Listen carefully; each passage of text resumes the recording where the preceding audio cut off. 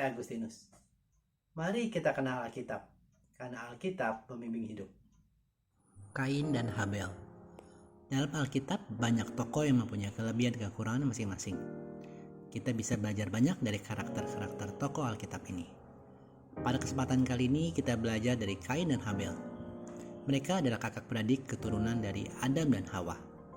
Jadi mereka adalah manusia yang dilahirkan setelah dosa masuk ke dalam hidup manusia.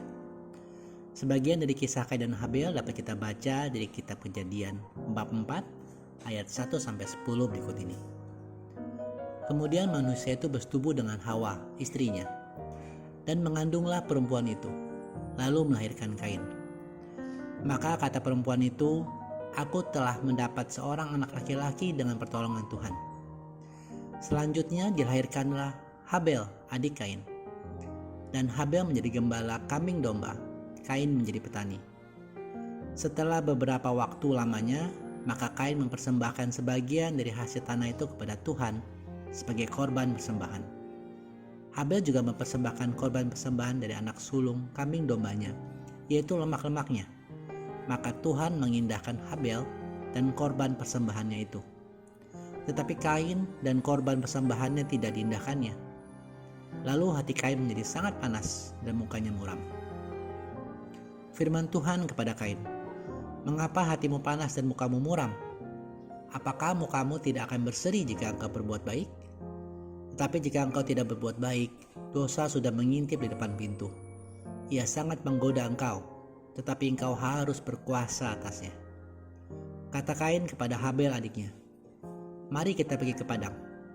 Ketika mereka ada di padang, tiba-tiba Kain memukul Habel adiknya itu, lalu membunuh dia. Firman Tuhan kepada Kain, "Di mana Habel adikmu itu?" Jawabnya, "Aku tidak tahu. Apakah aku penjaga adikku?" Firman-Nya, "Apakah yang telah kau perbuat ini? Darah adikmu itu berteriak kepadaku dari tanah." Karena ketidaktaatan Adam dan Hawa, maka dosa masuk ke dalam diri dan kehidupan manusia. Dan sejak saat itu kecenderungan manusia adalah berbuat jahat. Meskipun tahu tentang yang baik dan yang jahat, hati manusia terpengaruh oleh dunia yang dibawa kuasa iblis.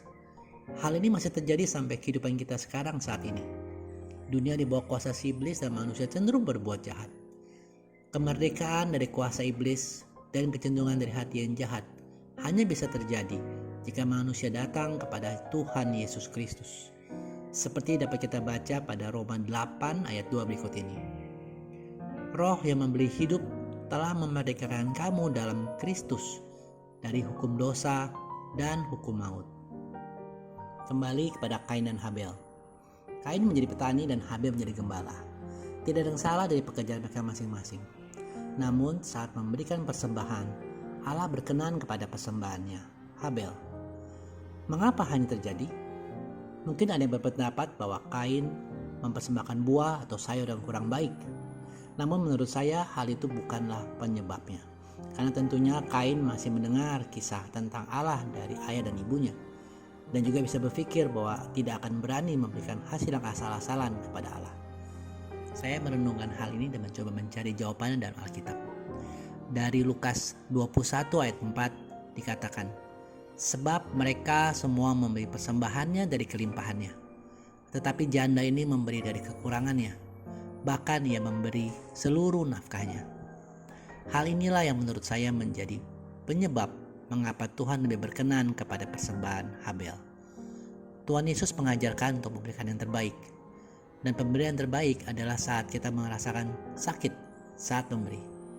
Seperti contoh janda yang memberikan seluruh nafkahnya itu. Habel memberikan persembahan berupa anak sulung kambing dombanya, yang artinya disembelih, mati, tidak ada lagi. Tetapi Kain memberikan sebagian dari hasil tanahnya, buah ataupun sayur, yang berarti pohon-pohonnya masih ada dan akan menghasilkan lagi. Tetapi Habel mempersembahkan anak kambing domba dengan menyembelihnya. Oleh karena itu Allah lebih berkenan kepada Habel dan persembahannya. Inilah yang bisa menjadi pelajaran bagi kita untuk memberikan yang terbaik kepada Allah. Persembahan yang sungguh-sungguh berkorban, bukan sekedar recehan. Bahkan firman Tuhan juga mengingatkan kita untuk memuliakan Tuhan dengan tubuh kita, yaitu seluruh aspek kehidupan kita, waktu, uang, kepintaran, semua yang kita miliki. Seperti yang dapat kita baca pada 1 Korintus 6 ayat 20 ini. Sebab kamu telah dibeli dan harganya telah lunas. Karena itu, muliakanlah Allah dengan tubuhmu. Hal kedua yang kita bisa pelajari dari Kain dan Habel adalah perihal iri hati. Setelah kejadian di atas, Kain menjadi iri hati kepada Habel dan menjadi marah. Karena iri hati dan marah itu, Kain membunuh saudaranya sendiri. Dari iri hati menjadi marah hingga menjadi dosa besar. Teman-teman, hentikanlah iri hati sebelum menjadi kemarahan. Juga hentikanlah kemarahan sebelum menjadi dosa. Bukannya tidak boleh marah, karena Tuhan Yesus juga tertulis beberapa kali marah. Tetapi yang penting adalah jangan sampai kemarahan kita dipakai sebagai kesempatan oleh iblis untuk mendorong kita ke jurang dosa. Firman Tuhan dengan tegas mengajarkan untuk segera menyelesaikan amarah kita. Jangan beri kesempatan kepada iblis. Seperti dapat kita baca pada Efesus 4 ayat 26-27 berikut ini. Apabila kamu marah, janganlah kamu berbuat dosa. Janganlah matahari terbenam sebelum padam amarahmu, dan janganlah beri kesempatan kepada iblis. Mengenai iri hati juga diperingatkan sebagai penyebab kekacauan dan segala perbuatan jahat. Seperti tertulis pada Yakobus 3 ayat 16 berikut ini. Sebab di mana ada iri hati dan mementingkan diri sendiri, di situ ada kekacauan dan segala macam perbuatan jahat. Bahkan tidak hanya menyakiti orang lain, iri hati juga menjadi sumber penyakit bagi diri kita sendiri. Seperti tertulis dalam Amsal 14 ayat 30. Hati yang tenang menyehatkan badan. Iri hati bagaikan penyakit yang mematikan. Jadi teman-teman, ada dua hal yang kita bisa pelajari dari Kain dan Habel hari ini.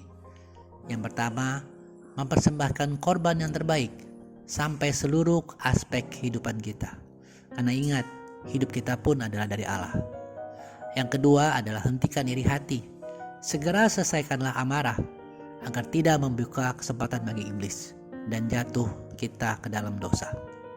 Teman-teman, mari kita menjadi pribadi yang bijak, hidup berkenan kepada Allah, karena kita mengikuti Tuhan Yesus dan mau belajar karakternya hari demi hari. Terima kasih sudah menyaksikan. Mohon like dan subscribe untuk membantu channel ini bertumbuh dan firman Tuhan semakin diwartakan. Sampai bertemu pada video Kenal Alkitab Rabu depan.